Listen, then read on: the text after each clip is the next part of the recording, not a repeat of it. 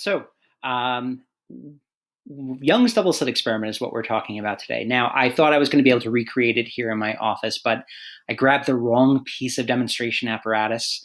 And so we're going to look at some videos. I'm going to show you what I brought home because we can still talk about it, but it's not going to display the full effect. And hopefully you'll figure out like what it is that I brought home instead of what I should have brought home. This is what happens when you have 10 minutes to go into the school and grab everything you need for a month. So we're going to watch two videos. The first is going to explain the sort of the general historical background and the general idea of what's going on. And the second one is going to drill down a little bit more into the specifics of what I hoped to show you and what I would have done.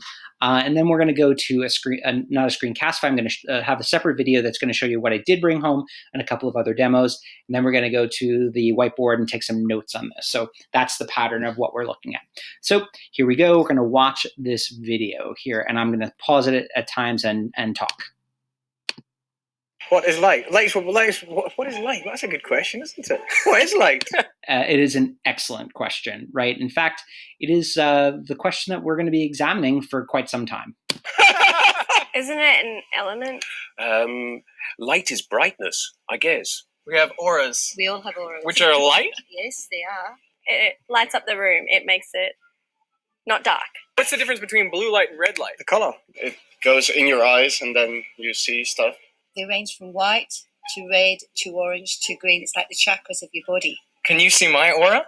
No, not particularly right now. Is it too bright? That must be the most Australian thing ever. Okay. Bright out? It's very sunny out here today. Does that make it harder to see someone's aura? Not necessarily. If I was to explain it to a blind person, right? Yeah. It would be the difference. You see nothing whatsoever as a blind person, whereas I see things in front of me. To be fair, the question of what light is not an easy one. For centuries, the greatest minds in science debated this issue. In the late 1600s, Newton proposed that light was a stream of particles, or corpuscles. He proposed this in his treatise Optics. But at the same time, a Dutch physicist named Huygens proposed that light was a wave. And this debate raged on until it was settled by the experiment I've recreated today. And when he says raged on, like Huygens and Newton did not pull punches. The back and forth in the academic community was really, really, really vivid.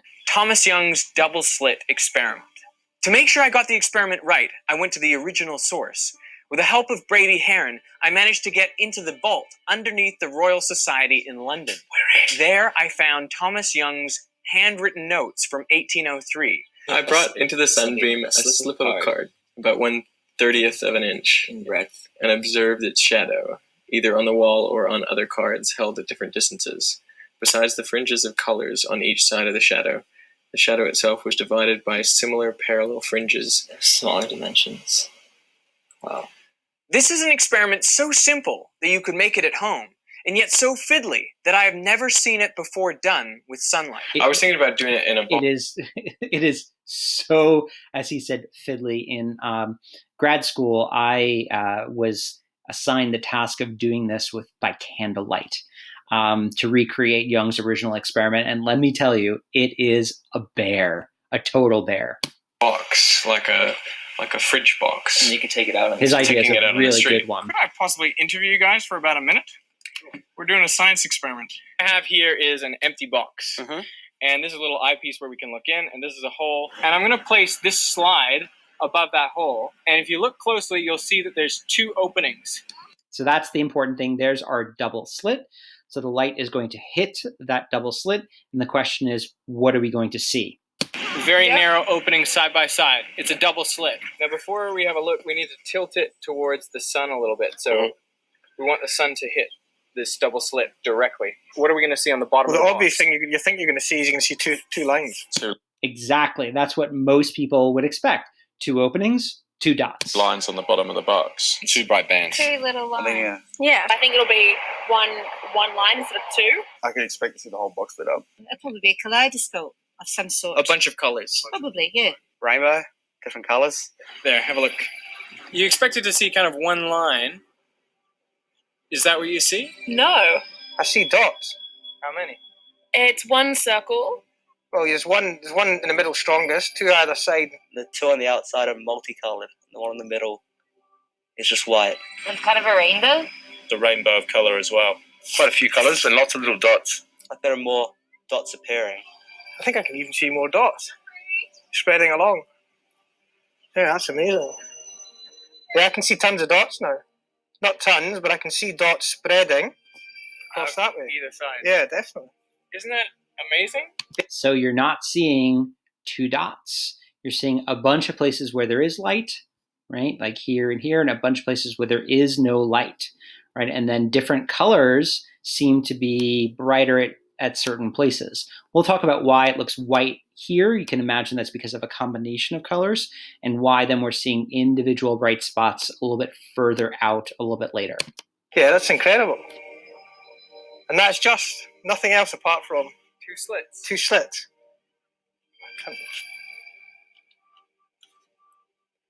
That's incredible. But all we're doing is we're putting a light through two very narrow slits side by side. So how does this make any sense? There's some kind of principle involved there that the average person is not familiar with. Right, and he's right. So hopefully, what you're thinking, think about the what's going on. One, that there's diffraction happening because I've got two openings, and light is going through those two openings and then spreading after those two openings. That's why we're talking about it after diffraction. And if there's places where I'm seeing light and not light, hopefully what you're figuring out is this is interference. Those are the two principles that he doesn't know. That's the only explanation. No, I'm really confused by it, but I'd like to find out why. People were debating, is light a wave or is it made of particles? So what causes that? Well, if light were behaving as particles, you would expect them to go through each slit and just produce a bright spot underneath. So we would see two bright spots on the bottom of the box. But if light's behaving as waves, then the wave from one slit can interact with the waves from the other slit. Now, notice here he's saying interact. We would say interfere because he's trying to keep it out of the vocabulary of science and just keeping it general, right? And so this is exactly what the dilemma was in the late 1700s, is light a particle or a wave? And those were the two ways, and no one had a way of figuring it out. And it was Young that came up with this test. Can I prove that light interferes? Because if I can prove light interferes, and only things that are waves can interfere, therefore light is a wave. Because interference is the primary property of a wave. So proving something interferes proves that it's a wave. That's why this experiment is so critical. We've got a demonstration here on a little pond where we can see this with water waves. I have two sources of ripples, which are basically like the two slits. When I create ripples with a single source, they travel out with circular wavefronts. Nothing particularly surprising there. But if I add a second source of ripples, then we start getting an interesting pattern. And we can see the two-dimensional interference pattern that we are familiar with. This pattern is created by the ripples from the two sources interacting with each other. Where they meet up peaks with peaks and troughs with troughs. That's got to be CGI, because there's no way that you would be tapping those so perfectly and it would look that nice on a normal pond. Amplitude of the wave is increased. That's what we call constructive interference. Those are our antinodal lines. But if the peak from one wave meets up with the trough from the other, then we get destructive interference, and there's basically no wave there. And this is exactly what was happening with the light. When the light from one slit met up, peaks with peaks and troughs with troughs, they constructively interfered and produced a bright spot. Right, the bright fringe, if the or bright trough spot from the wave from one slit met up with the peak of the wave from the other slit, they would destructively interfere, and you wouldn't see any light there. It's light canceling itself out. It's basically the same as like having two drops of water fall in a swimming pool. That's right. Exactly the same And then pattern. they go and overlap. As this ripple overlaps with those ripples, down the bottom, you get a series of, you get like a bright spot, and then a dark spot, then a bright spot, then a dark spot, then a bright spot. Now there's a slight complication, which is that sunlight is composed of many different colors, and they have different wavelengths. So obviously they're going to meet up at slightly different points. And that's what caused the rainbowing effects as we go further from the central maximum. Right, technically, the antinodal lines for the red are different than the antinodal lines for the green and the blue and whatnot. And so where red is brightest might not be the same place as blue. It's just when you're really close to the center, those are overlapping. We see white. You see them not overlapping here, such that I want to point out here in this fringe here, if you notice here, the purple or the blues are the closest to the center, and the reds are the furthest. So it's like red is spreading the most here, and that purple is spreading the least here. It's going to become important. You saw the ones to the right were slightly colored. Yeah, that's it's because burgundy. the reds are going to meet up at different places than the blues. And that's all that makes the colour differences, is different wavelengths. Exactly. That's amazing. So the difference So between there's red still and blue. that red bin over there, and the green part is just, I'm seeing It's that, and it's just different length. wavelength. And that's how we bring in all these beautiful colours all around us. Exactly. That's amazing. I'm amazed. Oh, good on you. Thanks, Ben. Hey, thank you. I have been enlightened, literally. And we'll leave it on that pun. So the next thing I'm going to show you is a different video that goes through this. But this guy is going to just use monochromatic light, not white light. So he's actually going to use a laser pointer, which is what I would have done here in my apartment. So this is what it looks like with monochromatic light. Right. Now, I'll say that Young eventually recreates this with monochromatic light and doesn't just use sunlight.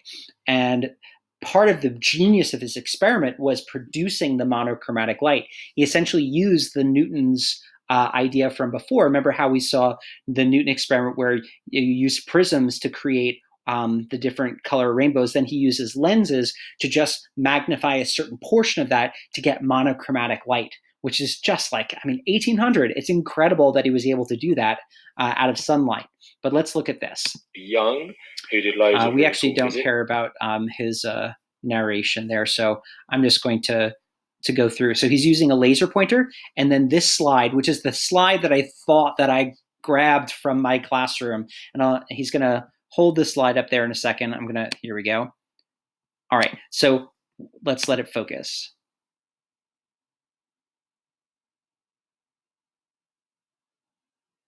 And there we go. So these are different double slits, and I have the same slide in the classroom, and this is what I thought I grabbed. And you can notice then the double slits are separated by different distances. These double slits are separated by 0.25, these ones by 0.5 millimeters, these one by 0.75, these by 1 millimeters. I'll show you later what it is that I grabbed, but these are the double slits that he has there. And so you can see that there. And so what we're going to find out is the separation distance between slits affects that pattern that we saw in that box. So I'm just going to flash forward because he's going to set up the experiment. And what he's going to do first is show you, there he shines the light on the double slit, and he's going to wander over, and that is what we see. So you can see there we have this pattern. This is the classic Young's double slit pattern. It's got, just take a second and let's look at, just make some observations about what you're seeing. Right, first, what I hope you see is that their central dot here is the brightest. That's called the central maximum. That's our principal antinodal line, the A0 line. And then I have the pattern is symmetrical about that center line, right? So this is the first antinodal, second antinodal, third antinodal, and so on and so forth. As you go out, they get less intense, okay? And he'll actually demonstrate that in another diagram in a second. The other thing I want you to notice is that the slits here were vertical. We saw that back there, and the pattern spread out horizontally. All right, so this must be a place of constructive, destructive, constructive, destructive. And then notice here the spacing between those slits, between our antinodal lines, between our bright fringes or places of constructive interference. Okay. So he's going to show that. He's pretty much just saying to you all the things that I said. Now what he's doing here is he's trying to show like relative intensities. So if this is the central antinode, he's going to say this has a really large intensity and smaller intensity, smaller intensity, smaller intensity, smaller intensity. He's going to mark that up on his page, right? But what I'm interested, there's the intensity graph, like high intensity, zero intensity, next highest intensity, zero intensity, and so on and so forth.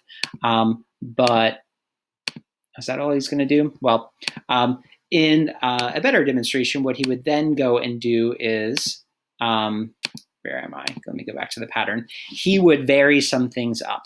So what are some things that we can vary? Well, I'll do some of that just to show you. We can vary how far the sources, the slits are from the screen. And that's going to affect the spacing. The other thing he should have done is show you a couple of different separations to show you how this changed as well. And he can't change this, but another thing he could do is show you with a different color light what would happen, because different color lights have different wavelengths. So I'm going to set up what I can here at home and try and walk you through the rest of this experiment. But that's the basic idea. The fact, let's just bring it back. Young's double slit experiment. The fact that I'm not just seeing two dots, that I'm seeing these areas of high intensity and low intensity and places of zero intensity proves that light is not acting like a particle, it's acting like a wave, because it is constructively and destructively interfering. So this pattern of interference proves light is acting like a wave.